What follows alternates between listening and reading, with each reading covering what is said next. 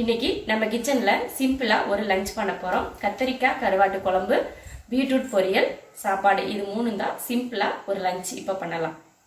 First சாப்பாடு வச்சுக்கலாம். அரிசி வந்து அரை மணி நேரமாக ஊற வச்சுருக்கேன். இப்போ தண்ணி ஊற்றிக்கலாம். இதில் 2 டம்ளர் அரிசி போட்டேன். 2 டம்ளர் அரிசிக்கு 4 டம்ளர் தண்ணி ஊற்றிருக்கேன்.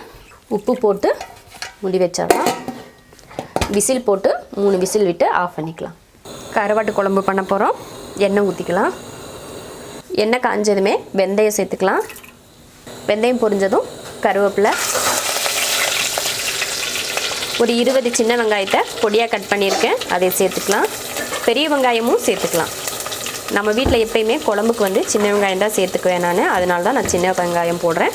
நீங்கள் பெரிய வெங்காயம் கூட சேர்த்துக்கோங்க. ஒரு 10-15 பூண்டுப்பல் முழுசாகவே சேர்த்துக்கிறேன். இது நல்லா வதக்கிக்கலாம். வெந்தயம் போட்டு தாளிச்சாலே நல்ல மணமாக இருக்கும். கருவாட்டு குழம்பு, காரக்குழம்பு, இந்த மாதிரி குழம்பெல்லாம். வெங்காயம் நல்லா வதங்கிருச்சு. இப்போ தக்காளி சேர்த்துக்கலாம். 3 தக்காளி. தக்காளி போட்டதுமே 1/4 கிலோ கத்திரிக்காய் போட்டு வதக்குனதும் கருவாடு சேர்த்துக்கலாம். இது வந்து நெத்திலி கருவாடு, 1 பாக்கெட் கருவாடு இவ்வளோ தான் இருந்தது, அதை சேர்த்துக்கிறேன். ஒரு 4 கருவாடு போட்டாலுமே போதும், நல்லா மணமாக இருக்கும். நிறைய கருவாடு போட பிடிக்கல அப்படின்னா ஒரு 4-5 கருவாடு கூட நீங்கள் சேர்த்துக்கலாம். இப்போது கத்திரிக்காய் கருவாட்டுக்கெலாம் உப்பு பிடிக்கிறதுக்காக உப்பு சேர்த்துக்கலாம். இந்த தக்காளி கத்திரிக்காயெல்லாம் நல்லா வதங்குற வரைக்கும் வதக்கி விட்டுட்டு அதுக்கப்புறமா நம்ம மசாலா சேர்த்துக்கலாம். நல்லா வதக்கிறப்பவே கருவாட்டோட மனம் அவ்வளோ சூப்பராக அடிக்குது. இப்போது குழம்பு தூள் சேர்த்துக்கலாம். இது வந்து 1 2 3 4, இதில் 4 ஸ்பூன் குழம்பு தூள் சேர்த்துருக்கேன். இது வந்து வீட்டில் அரைச்ச குழம்பு தூள். நீங்கள் வந்து கடையில் கிடைக்கிற குழம்பு தூள் கூட சேர்த்துக்கலாம். போட்டு வதக்கிட்டு தண்ணி சேர்த்துடலாம். இப்போது குழம்பு தூளை இது போல் கொஞ்சம் அந்த எண்ணெயில் வதக்கிட்டு நீங்கள் வந்து தண்ணி சேர்த்துக்கிட்டிங்கன்னா குழம்புல நல்லா எண்ணெய் தெளிஞ்சு வரும். குழம்புக்கு தேவையான உப்பு சேர்த்துக்கலாம். முதல்லையே உப்பு கொஞ்சம் சேர்த்துருக்கோம், பார்த்துட்டு உப்பு சேர்த்துக்கணும். இப்போ கொஞ்சம் நெல்லிக்காய் அளவுக்கு புளி எடுத்து கரைச்சிருக்கேன், அதை சேர்த்துக்கலாம். கத்திரிக்காய் வதக்குறப்பவே வெந்துருச்சு, அதனால தான் இப்போ நான் புளி சேர்த்துக்கிறேன். கத்திரிக்காயை வேகாமல் புளி சேர்த்துக்கிட்டிங்கன்னா கத்திரிக்காய் வேகாமல் அப்படியே கல் மாதிரி இருக்கும்.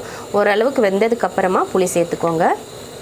புளியெல்லாம் ஊற்றுனதுக்கப்புறம் குழம்பு வந்து கொஞ்சம் கெட்டியாக தான் இருக்குது. இப்போ கொஞ்சம் தண்ணி சேர்த்துக்கலாம். வெந்து வத்துறப்போ கரெக்டாக இருக்கும். இப்போ குழம்ப மூடி வச்சிடலாம். வெந்து எண்ணெய் தெளிஞ்சு வரட்டும், அதுக்கப்புறமா எடுத்துக்கலாம்.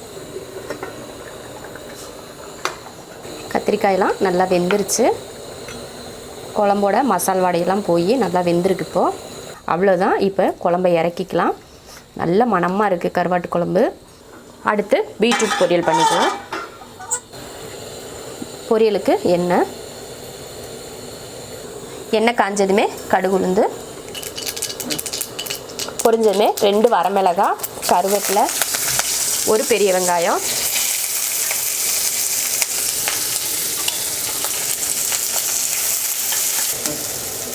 வெங்காயம் ஓரளவுக்கு வதங்கினதுக்கப்புறம் பீட்ரூட் சேர்த்துக்கலாம். 1/4 கிலோ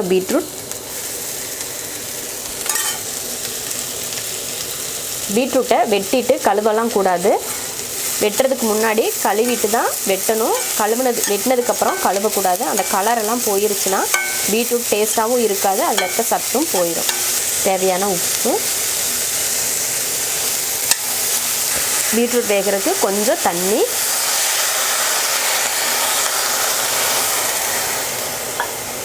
நம்ம துருவி போட்டோன்னா இதில் இருக்க தண்ணியிலேயே பீட்ரூட் வெந்துடும். நான் வந்து கொஞ்சம் நீட்டமாக வெட்டியிருக்கேன், அதனால தான் கொஞ்சம் தண்ணி ஊற்றி வேக வைக்கிறேன். இதை விட குட்டியாக வெட்டியிருந்தோன்னா அந்த தண்ணியெல்லாம் ஊற்ற தேவையில்லை, அந்த எண்ணெயிலேயே வதங்கிடும். ரொம்ப நேரமெல்லாம் ஆகாது வேகிறதுக்கு, கொஞ்சம் நேரம்தான். மூடி வச்சிடலாம். இதில் இருந்த தண்ணியெல்லாம் வற்றி நல்லா வெந்துருச்சு. சுத்தமாக தண்ணியெல்லாம் வற்றிருச்சு. இதில் தேங்காய் சேர்த்துக்கலாம். 3 ஸ்பூன் தேங்காய் துருவல். இப்போ அடுப்பை ஆஃப் பண்ணிடலாம். தேங்காய் துருவல் போட்டால் அடுப்பை ஆஃப் பண்ணிடணும், இல்லைன்னா கீழே இறக்கி வச்சுட்டு கிண்டணும். அவ்வளோதான், பீட்ரூட் பொரியலும் ரெடி ஆயிடுச்சு. சாப்பாடு 3 விசில் விட்டு ஆஃப் பண்ணி ஹாட் பாக்ஸில் போட்டு எடுத்து வச்சுருக்கேன். கத்திரிக்காய் கருவாடு குழம்பு ரெடி ஆயிடுச்சு. பீட்ரூட் பொரியலும் ரெடி ஆயிடுச்சு. ரொம்ப சிம்பிளாக நம்ம வீட்டில் இன்றைக்கி லஞ்ச் ரெடி ஆயிடுச்சு. இது போல் லஞ்ச் நீங்களும் ஒரு முறையாவது ட்ரை பண்ணி பாருங்கள். ரொம்ப சிம்பிளாக இருக்கும், சீக்கிரம் செஞ்சு முடிச்சிடலாம். பிடிச்சிருந்தா லைக் பண்ணிவிட்டு ஷேர் பண்ணிவிட்டு கமெண்ட் பண்ணுங்கள். நம்ம சேனலை சப்ஸ்கிரைப் பண்ணாதவங்க சப்ஸ்கிரைப் பண்ணிவிட்டு பக்கத்தில் இருக்க பெல் பட்டனை ப்ரெஸ் பண்ணுங்கள். அது ஆல் அப்படின்னு சொல்லி ஒன்று இருக்கும், அதை ப்ரெஸ் பண்ணிங்கன்னா தான் நான் போடுற எல்லா வீடியோவோட நோட்டிஃபிகேஷனும் உங்களுக்கு வரும்.